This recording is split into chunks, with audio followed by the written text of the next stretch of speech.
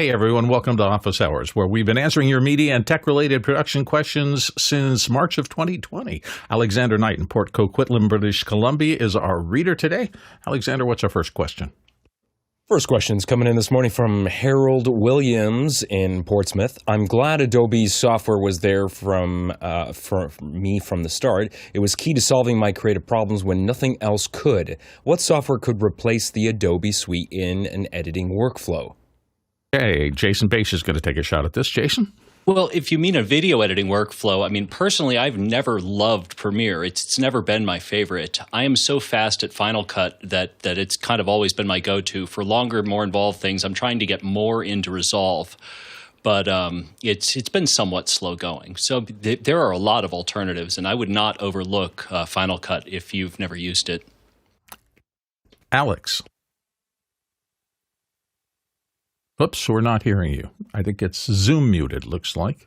Sorry, I'm not in my usual space. I'm in a place called E-Town in Boulder, Colorado, where they have a recording studio, and I've kind of set up my little portable set inside of that. There's a couple of recording studios and a stage and everything else that I'm here checking out.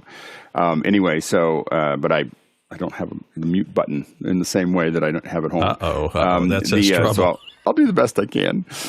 Anyway, as far as, if you're used to Premiere, I will say that your transition to Resolve might be easier than Final Cut. I think Final Cut is very fast, and I find it, I've been using it since version 0.9.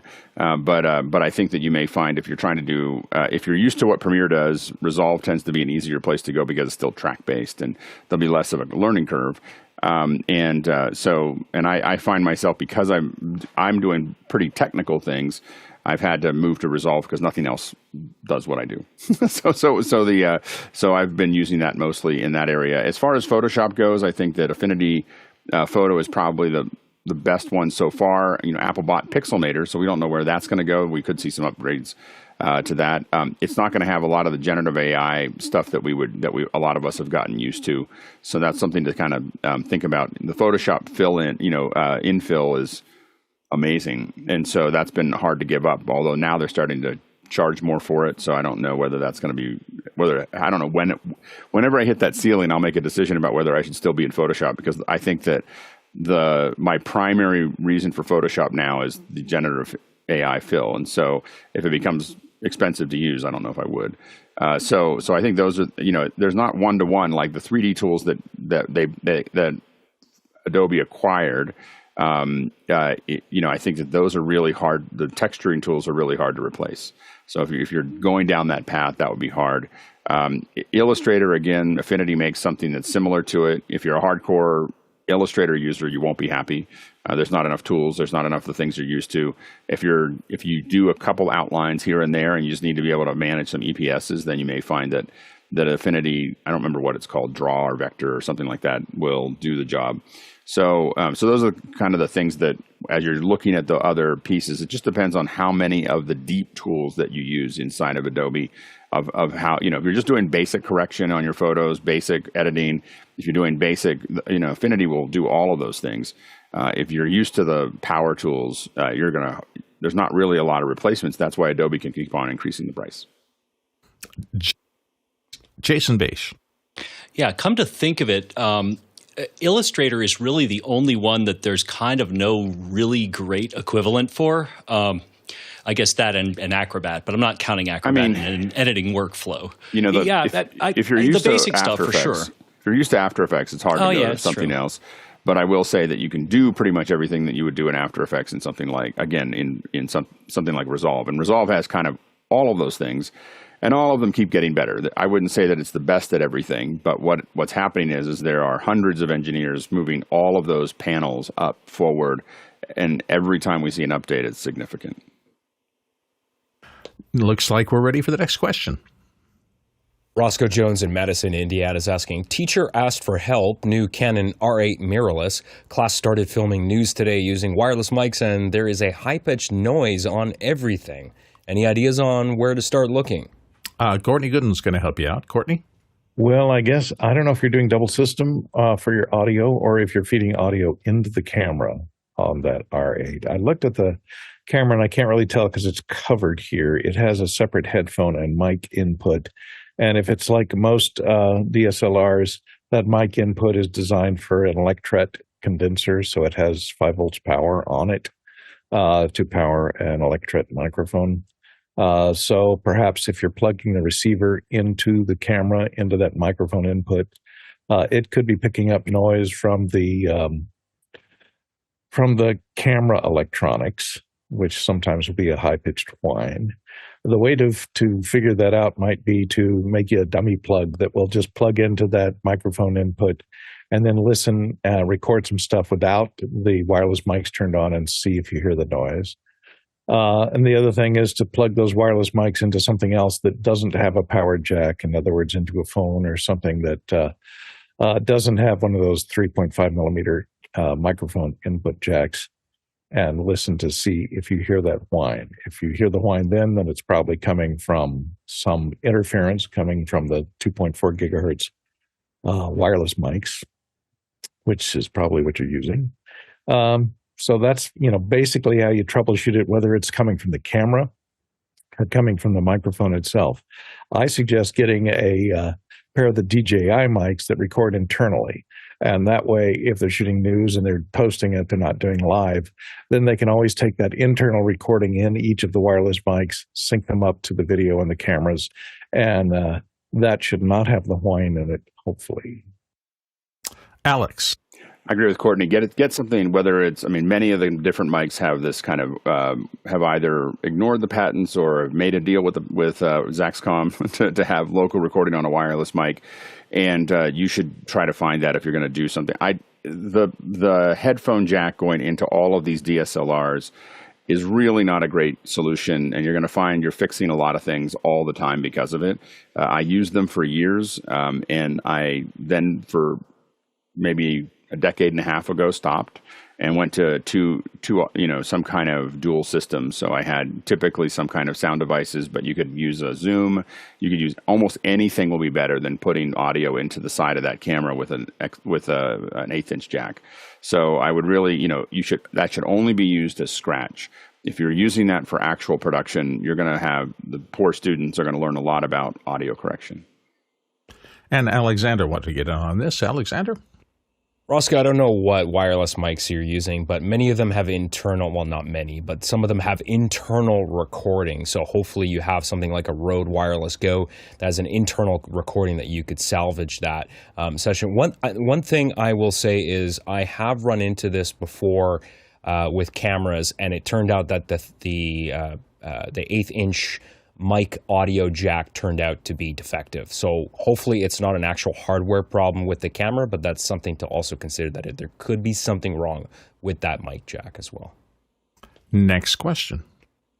This one is coming from the QR code. This is Dan Lavallo in Torrington, Connecticut. Every time I connect my Rode Videomic Go 2 or Shure MV88 Plus to my iPhone 14 Pro Max, it disconnects the Newmowa monitor from the iPhone. Am I not able to use an external mic with the iPhone when using the Newmowa monitor? Alex Lindsay, do you have some experience with this? Yeah, so the Newmowa is a wireless connection. So it goes over, basically you're sharing your screen using screen share over it. What may be happening there is that the way that it's doing the share, and I have to admit that I've been testing the Newmowa and I haven't put it into the full rig. So you may be hitting something before I hit it. Is that what I think is happening is that the Newmowa sees when you do screen share, it's assuming, when you screen share from your phone to a monitor, it sends the audio as well. And so what may be doing is it's sending the audio to it. I think that you may be able to work around it. I don't know how to reset your relationship with the Shure MV88 or the Videomic, but what you need to do is make sure that when you plug them in, the first time you plug a new device into an iPhone, it'll ask, are these headphones? And it's important to say no. So if you said that those were headphones when you first started, it may be automatically turning those off because it thinks it needs to send audio to that little screen. And so I don't have a solution. That's my guess right now. I apologize. I haven't hit it yet because I've been just using it as just snapping it on, and I've been testing it and haven't had a chance to put it in with a mix pre and everything else. But the one thing that I know is important for all audio devices connected to iPhones is that when you plug it in and it asks you, are these headphones, you got to say no.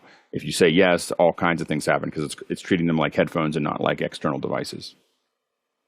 Hopefully that gave you some places to look, Dan. Next question. This is one of my questions. Courtney, I noticed some newer mini PCs are now shipping with an N150 CPU. Have you tested these? Courtney? Yes, I have. Here's one right now. This is the GMK Tech. This is an N150. They're okay. There are marginal improvements over the N100s. The other GMK Techs, what I don't like about them is they're bigger. Here's the old GMK Tech. This is the G5, and this is the G2. So here's the old GMK Tech. The ports, although this one has dual NICs on it, gigabit Ethernet ports, and it has 3 display outputs, 2 HDMI and 1 display port, full-size display port. And over here, it's got 3 USB 3 ports. So it's got ports on almost all sides. So it kind of, except for the side where the power button is. So it looks kind of like a spider with all the cables leading off of it. I like the form factor on the smaller ones better, although they're N100s, not N150s. So this one's an N97, actually, that's been hyped up to run. It actually runs a little better than the N100. But it has, 2 USB 3s there on the front. This one has a micro SD card slot, which the newer one doesn't. And it has most of its ports, got 2 HDMI ports and the gigabit Ethernet port and an additional USB 3 port and the audio port on the back, along with the USB-C power connector. So, most of the wires can come out of the back, and then it leaves the front available to plug in thumb drives and a power button. So this is, I think, the physical layout of a little one. The N97 is a little bit better than the N150s. And the N150s is probably about 10 to 15% faster in the CPU and GPU speed. So marginal increase, but kind of a decrease in the usability of it because of the way that they're arranged. These are available from GMK Tech. I didn't get mine in the salmon color like this, but that's the one we're looking at. It's about $160 right now. It was a lot cheaper, but tariffs and things. So if you've been watching the show for a while, you know that we run on a Mukana system. That's our Q&A system, and the entire show really is driven by your questions. So if you want to play a little harder and have some fun, you should get into that system. Just go to officehours.global/join. Once you do that, we'll send you an email within a day or two, and once you've done that, you can get into the system, ask, vote on, which is very important, and discuss the show's questions in our live show community in real time. A lot of fun over there, and there's an absolute ton of useful information in that chat that kind of goes beyond what we talk about specifically on the show. So it's a great place to be. officehours.global/join. Next question. This one's from Harold Williams in Portsmouth. We use the Hollyland Solidcom intercom in an environment that is too loud for regular headsets. Can you recommend intercom headsets suitable for noisy settings? Alex, what's your advice here? Yeah, I'm not sure which headsets you're using. I don't know which headsets work specifically with Hollyland. There are a couple different ways to approach this. One of them is putting people in double muffs, so to make sure that it's really getting covered. And so, and I actually don't know off the top of my head what the pinout is on the Hollylands and what kind of connection you have. It can be a 5-pin, a 4-pin, an 1/8-inch jack. There's lots of different, aviation. I don't know what they're using for the Solidcom. Most of the stuff that I do is either Bolero or FreeSpeak.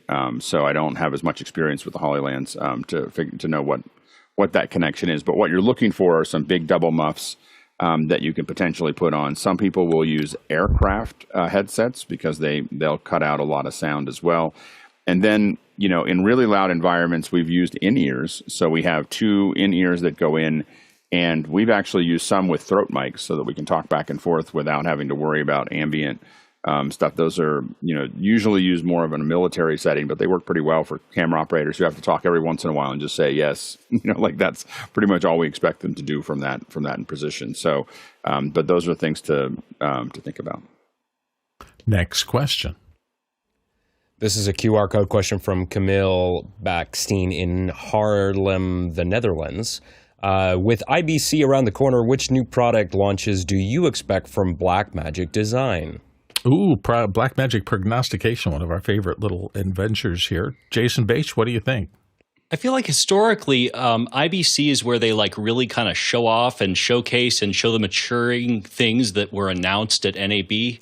I'm scrubbing through video like crazy, and for the life of me, I really just see the things that are announced. Nothing hardware based historically that's massive.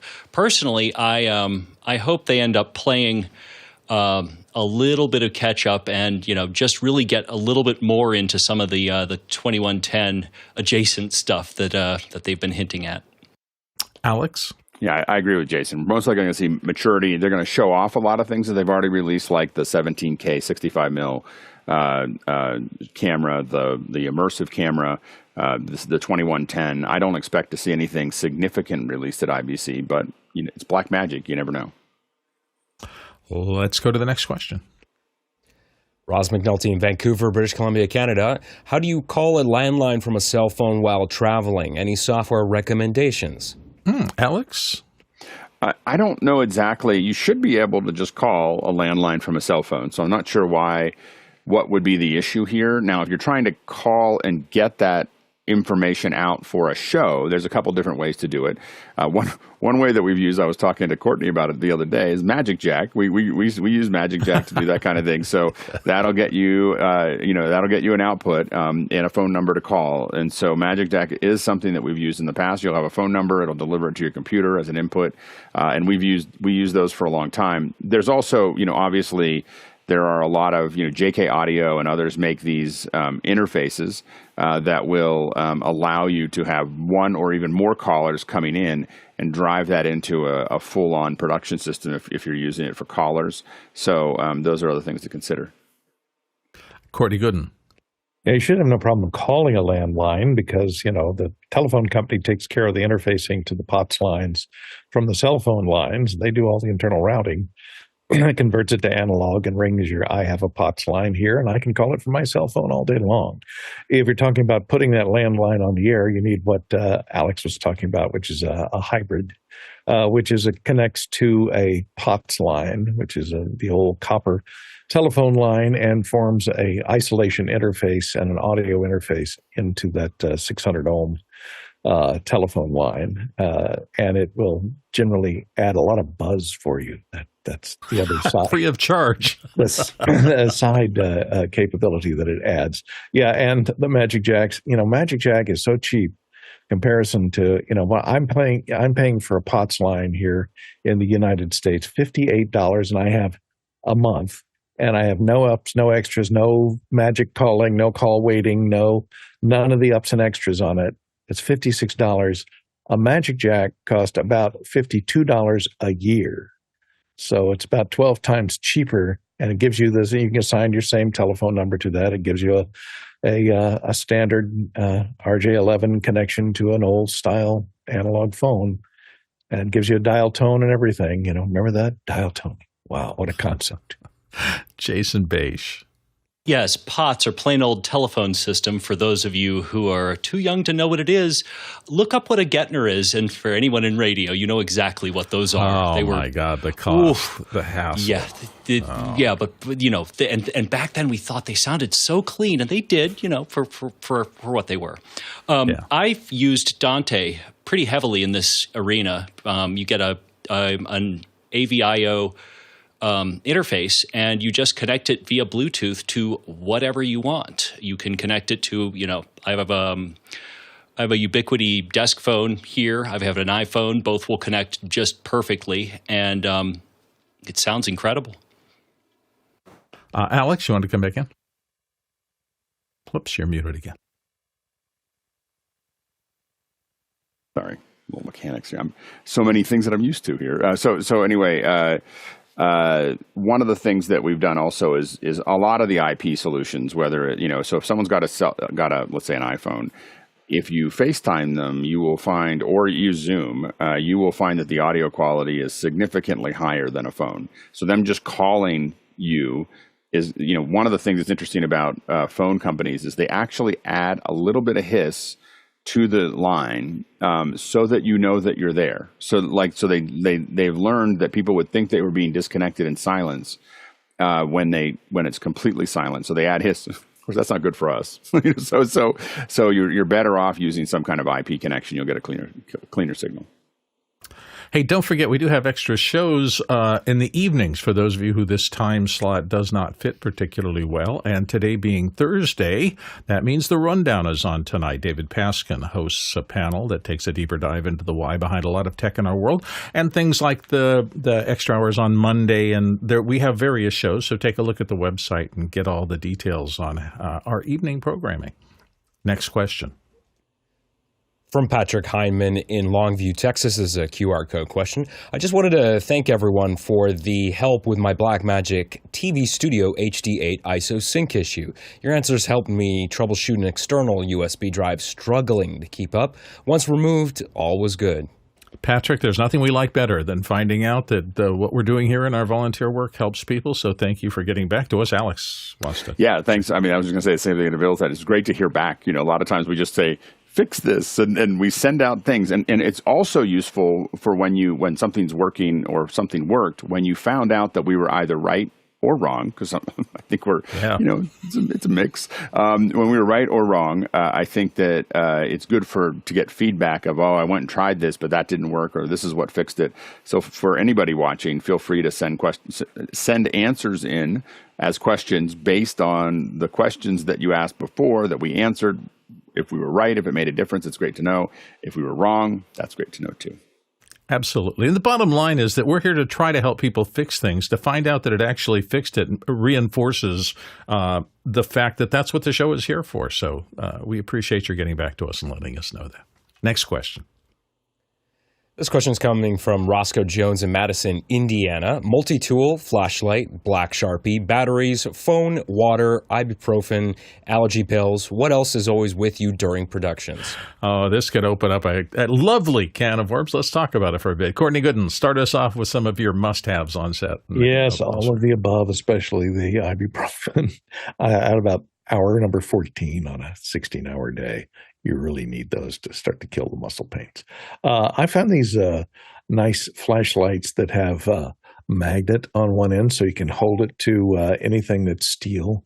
It has a cob light on here so you can attach it to something and it can power light down. You can even use it to light people with daylight balanced LEDs. It has an end flashlight down there on the end. It has red flashers.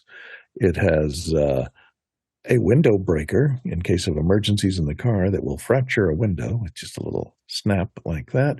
And it has a seatbelt cutter right inside there. It's also good for cutting open packages with tape that you can't get through. You can just slide the tape under there and cut it out. That, of course, and the ubiquitous Leatherman. The problem with the Leatherman is traveling with it.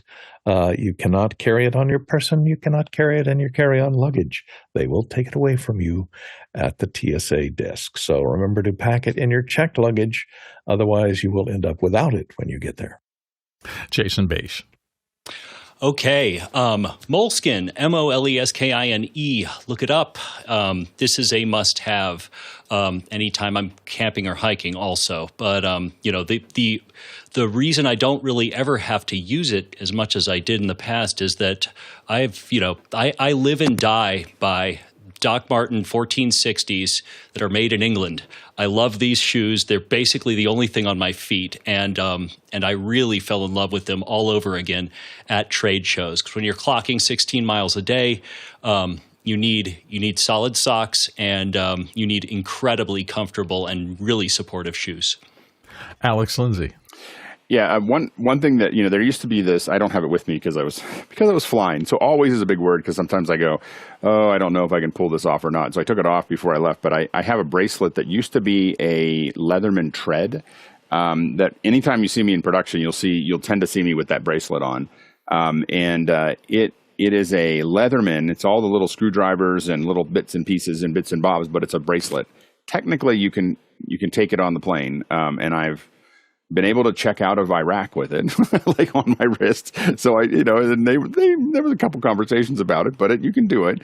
But it's super useful. I find myself, I need to tighten the screw on this mount for the camera. I need to tighten. It's not like you're going to work with it all the time, but it's like it's right on your wrist. You can just grab it and do it. And what's great is when it came out, it was really overpriced. It was $180 or $150. I bought it back then. That one slowly fell apart because of the way that they did the screwing, the screw process in the bracelet.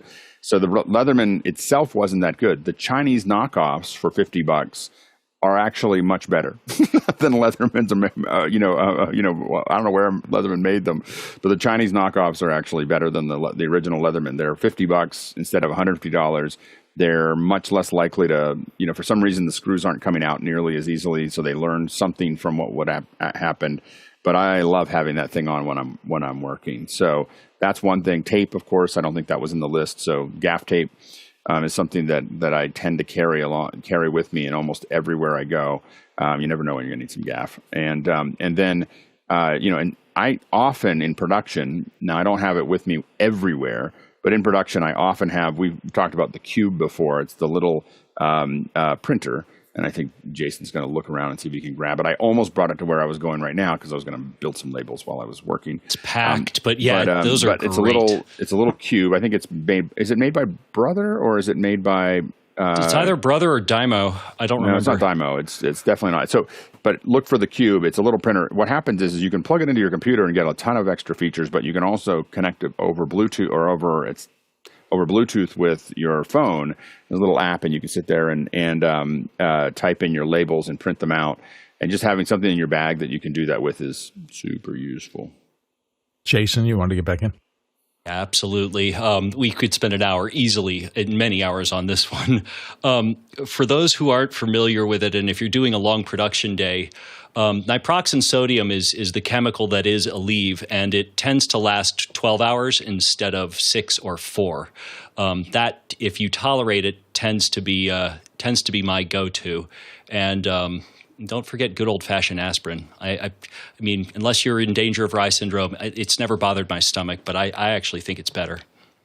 Yeah, I'm going to pass along one extra tip, too. Usually when I get a new tripod or something like that, I take some gaff tape and I wrap about 10 turns around a leg or something like that. And the reason is, if I'm actually doing something and have to dress a cable or something like that, going back to the bag or the cart to get gaff tape, seems like I've used those little things. And I put it on monopods, I put it on tripod legs, any place you can get a little extra gaff tape. And sometimes you'll see I have 3 strips of it, a strip of white, a strip of gray, and a strip of black, just so that I can kind of keep everything neat and together. That's been really a sensible pass for me. Courtney, you want to get back in? Yeah, tape was mentioned, and I'm going to speak up for one type of tape that I usually try and carry with me. If you buy the 3M version, it's heinously expensive, $63 a roll, which is self-fusing silicone rubber electrical tape. Look, you can find something that's a lot cheaper for $14 here. What it is silicone. It has no adhesive on it, and that's the important part. It won't heat up. It's silicone, so it's super high temperature tape. You can use it to tape up stuff that goes on top of your engine, for example. It's not going to melt. The adhesive's not going to turn to mush at the end of the day, and you're not going to have cables all covered with sticky stuff because as you attach it to it, it sticks to itself and then vulcanizes and seals to itself. And you can find it in neoprene and silicone, and the silicone is the high temperature kind. So I carry some of that. It makes great strain reliefs on cables. It makes a great way to bundle a bunch of cables together, and then when you take it off, it leaves no residue on all of your cables. So that's a great thing about it. Silicone self-healing tape. If you're going to do that, make sure you have Goof Off and Goo Gone in your cabinet at home for when you get back. Jason Bache. Boy, third comeback. I'm sorry. Yes, a wired headset is a very good thing. And, I kind of live and die by, I don't think they're made anymore, but Bose made an incredibly just perfect TRRS active noise canceling. This tiny, tiny little rectangle at the very bottom of it that'll let you turn on noise canceling. and I have returned, and gotten the warranty for $50 over and over and over again, and I've managed to stretch those out for like 10 years. Also, last but not least, a USB-C to TRRS adapter will absolutely save you, because if you think your AirPods work everywhere, you've never been to Vegas. I'm in that loop right now because I have both original 3.5 millimeter sources like my older phone and then the new USB-C for my newer phone, and it just adapting back and forth when I want to go for a run or something like that. I made a terrible error, and I'm going to warn everybody about this. If you use and love AirPods Pro like I do, don't ever let one get lost, and don't immediately go looking for it, because I've got one that I lost somewhere. It probably fell out while I was doing something else, and it's dead now, and I can't find it. And so I've got one pair of my AirPods that isn't working, and it's crushing me. Anyway, next question. This question comes from Tony Mobley in Noonan, Georgia. I got my Wi-Fi retirement set up. It's all wireless. Ethernet is in my room. How can I get her connected without running cable on the floor? Alex, help her out. You can use Wi-Fi. That's going to get her connected. If you're looking for a Ethernet connection, you'll need to run a wire. Like Ethernet is Ethernet, and I don't think that there's any solid way to do wireless where you're not going to end up with some of the idiosyncrasies that we see. If she's not doing broadcasts like what we're doing, she should be fine with. Uh-oh, did we lose Alex? It looks like he froze. He's out of town, so he must have a iffy connection. I'm paddling here in place to see if he comes back, but it looks like not for the moment. So let's move on to Courtney Gooden. Hopefully Alex will rejoin us. All right, Tony, I have this. Oh, sorry. There you are. You're back. You dropped out. Oh, now he's gone again, and he's jumping in picture. So, yeah, spotty connection for sure. Let it stabilize there. All right. It's not a connection issue. Can you guys hear me? Yeah, you froze for a while. We lost both audio and have a frozen picture, but you're coming back intermittently. So whatever's hitting your signal is hitting it hard. Well, let's go to Courtney. Let's have Courtney, and then we have Alexander after that, and then hopefully Alex will be back in by then. Tony, I had this problem between downstairs and upstairs. And for years, I tried to use Wi-Fi to get between the two. And I had marginal reception. But in the back bedroom, where is my shop, it would be very slow and very problematic. So what I eventually ended up doing is running a cable. But the cable I got was one of these extension cables that's a Cat 6 flat cable. It's snagless, long, and flat, and you can get it at Walmart here for 50 foot and 100 foot. I got a 100-footer of it, and I ran it from my router downstairs right along the top of the baseboards. Because it's flat, you can use staples if you're careful to make sure you don't run a staple through it, and it lies flat, and it runs along the baseboards, so you don't run it across the floor. Around and up the stairway and around the corner and into the shop in the back room where it runs to another Wi-Fi access point, and a distribution amp and a switch for attaching several other wired Ethernet connections. So I just added an additional switch and router upstairs and connected them together with one of these Cable Matters Cat 6 flat extension cables. So it's much easier to hide. It's white. You can put it on the wall, and it kind of disappears. You can paint over it. Yeah, I actually used that same, I think it may be exactly the same cable. And I found some little flat white clips that had the 3M adhesive on the back, and I put that just on the top of the baseboards and ran that flat cable along that. It looked very neat at the end of the day. Alexander, you had some thoughts? Yeah, Courtney stole my answer, and it's this stuff. I got this stuff to run along the baseboards. Just maybe make sure you talk to your wife. Honey, I'm going to be tapping nails into the baseboards. or just use that 3M or command strips also have all sorts of little mounting points there, so you can do something that isn't too invasive. But yeah, I think a lot of us have the same thing. We want to get a signal from one place to another. A cable is the right way to do it, but a fat black RF cable is not going to make it work for everybody in the house, so we just find something different. Next question. This one's from Roscoe Jones in Madison, Indiana. What can we learn by studying the history of media technology? Are there cycles of development that repeat? What comes first, better lenses or better sensors? This is an interesting philosophical question, and I'm not sure that there's one answer to this. Courtney's going to start us off, and then I have a few thoughts about it as well. Courtney? Well, I wish someone would explain the psychology of everything old is new again, and let's go back to the old, noisy-sounding analog world, because, hey, that was a whole lot better of all those clicks, pops, buzzes, and surface noise and tape hiss and wow and flutter and all that stuff before that nasty old digital technology came around. I don't understand the psychology of the throwback technology for the youths these days that are going back to, they're now coming out with cassette tapes. I want to listen to that noise my parents used to listen to, I guess. Jason Bass, your thoughts? As guy with a psych degree, I think it was better because you were younger, not because it was better. It's really that simple. Could be. There's also an emotional attachment to certain sounds of things. I think I've told this story before, but I once upon a time bought, when I was maybe 22 or so, a Sanyo radio that had a set of like stethoscope earphones with them. I used to put it in my backpack, and I had this really long, probably 15-mile bicycle ride into the radio station that I was getting some training at. And I remember there was like the third day I was using it. I don't know why, but I was in such a good mood. And the idea that I could listen to decent sounding music, and it was decent. It was a great no.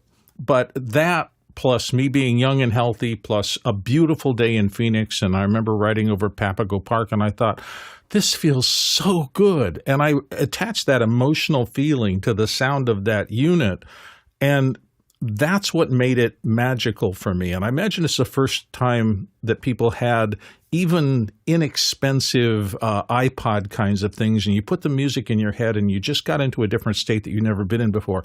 And that emotional attachment stuck with me, and I still remember that so fondly, even though objectively it was very iffy sound. It was magic for me. And I think people do get, you know, the sound of your first turntable, and when you get your stereo speakers set up in your first place, it just like, you remember that like, this was the best thing I ever heard, even if it really wasn't. So there's an emotional attachment, I think, to these things. Courtney? Yeah, and you know, the thing that happened is when we made the digital transition from analog to digital, you know, the holy grail for years in the audio-visual world, so all the audio files were, you know, questing for that holy grail of 20 to 20,000 hertz, you know, flat. Yeah. That was the holy grail. And gosh, if you had the Macintosh amps and the right you know, $10,000 worth of interconnects between your preamps and your amplifier, you know, you could almost achieve that 20 to 18,000, you know, you push it up to 20,000. Now that a $10 A to D chip can do oversampling and handle, you know, flat frequency response from 5 to 50,000 hertz, which is way beyond the limit of hearing, there's nothing for the audiophiles and the marketing people to sell anymore. That's the problem. And so they have to invent new ways of, that old analog tube sound. You know, we add in that beautiful distortion that was so great in the 50s and 60s because it's a marketing ploy. They have to have something to sell when the quality of the audio and video, now we're approaching the same thing with video. We've exceeded the ability, you know, Apple coined their retina term as this is as good a resolution as your eye can see. So getting better resolution than your eye can see is kind of pointless because your eye can't see any better. That's the weakest link in the chain. So when the marketers ran out of means of promoting something as even better than the other guys, they have to start going backwards and now going back into history to generate that vintage sound. So it's all about the marketing. Yeah, the last thing I'll note is that we're not only in these verticals, and media technology isn't just media now. Clearly and obviously, advances in computing, advances in AI and the web and iCloud and everything in satellites and so forth, all determines whether or not there's going to be a leap sometimes, borrowing technology techniques or actual equipment from one industry and moving it into another sometimes makes these leaps in technology. I mean, without the whole silicon revolution of the past 20 or 30 years, we wouldn't have all these amazing devices and, be able to listen to audiobooks on your watch, which is what I tend to do a lot these days. It's just everything is interconnected. Everything is moving forward. So we will continue to get leaps. Who knows what's going to happen next? Next question. Tony Mobley in Noonan, Georgia is asking, is any are any panel members using I don't know how to say that. The Chait? I'm just guessing Chait? Too, because I have AI. There's so many new AI things coming out, and boy, I go back to when Midjourney broke. Everybody focused on that one product, and the next thing you know, there's all these other image generators and now video generators, and At some point, you have to figure out that no one knows really where it's going to go. We're all kind of, I don't know, this is personal again. I'm both in fear of and highly anticipating where the next leap in generative, in machine learning and AI and all this stuff is going to be, and trying to figure out how to navigate whatever it disrupts. There's a ton of chat, of course, in the voiceover industry about all of this generative VO stuff taking jobs and killing things. And I'm sure that's the same for artists, for people who draw and paint and whatever. And we're going to just have to navigate our way through these. So we're going to have to figure out how to, when everybody can put in a prompt and everybody can generate art, what's the value of art anymore? And these are big, big topics, and I don't think anybody I know has answers. I know I certainly don't. I'm just trying to figure out what it is about what humans do that still remains utterly special. And I'm trying to lean in those directions rather than lean in the directions of, if I learn this tool, fine, but everybody else is learning that tool exactly the same time, so I have no competitive advantage over them anymore. Interesting questions. Let's go to the last question that we have. Last question is from David Van in Central Florida. Did anyone watch the Google event yesterday? They claimed that the Pixel phone camera is better than iPhones. Harshid, you raise your hands first. You want to weigh in on this? Sure thing. So the word better, best, and all of that are opinions. They're subjective to what it means. And if we really look at the science behind all of the cameras, most cameras are coming from Sony themselves, but we've seen Sony jump out of the market, right? So they're not making phones anymore. However, with the Pixel phone, it's a lot to do with the science of how you take the picture. So the algorithm, what it does post-process, it is going to be subjective to said person. I say Samsung, Google, Pixel, and iPhones are the best cameras on the block right now, at least in the mobile industry. I mean, I have a Pixel 9 Pro here. Is that camera still the same as the camera over there on the Pixel 10?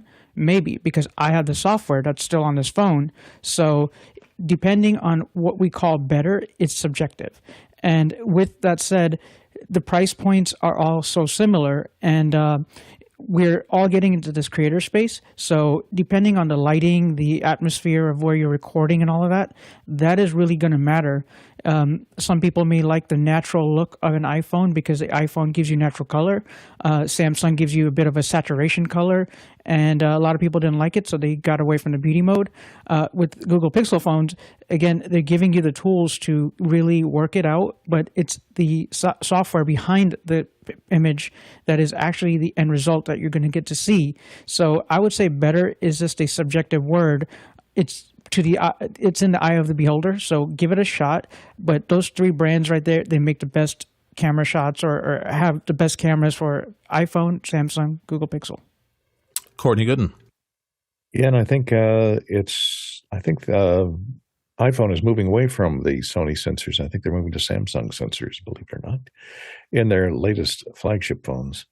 So that may be a different, may achieve parity between the Samsungs and the iPhones, but a lot of the quality of the photos and video that is taken on phones these days has to do with computational photography, and they're using all kinds of computational tricks of capturing, 50 very high speed captures and then averaging the pixels between those 50 different images and getting adjusting the contrast and the HDR so that you have a much higher dynamic range, and uses algorithmic noise reduction by averaging the noise amongst all those high-speed captures out to get rid of the noise.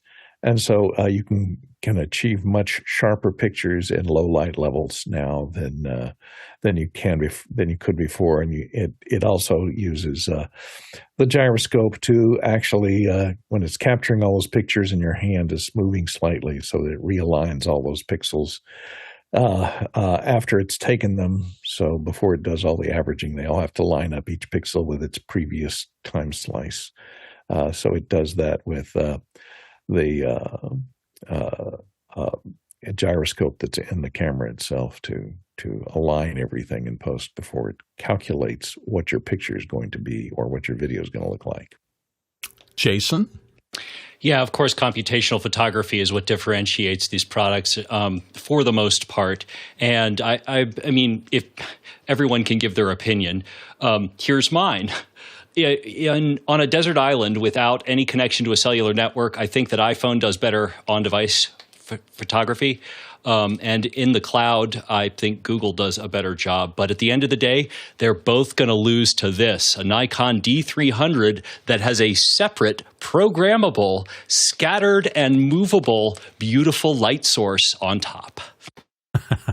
It's interesting, and it's interesting to me particularly because I just came back from Comic-Con where I do my annual photo safari, and these new iPhone cameras for me, because that's what I tend to use, it's changed the way I do things. And one of the things, I think the thing that I like best about having switched from old format DSLRs, which I loved using while I was using them, to this new thing, is that I'm spending less time thinking about how to take the picture and more time interacting with the people I'm taking pictures of.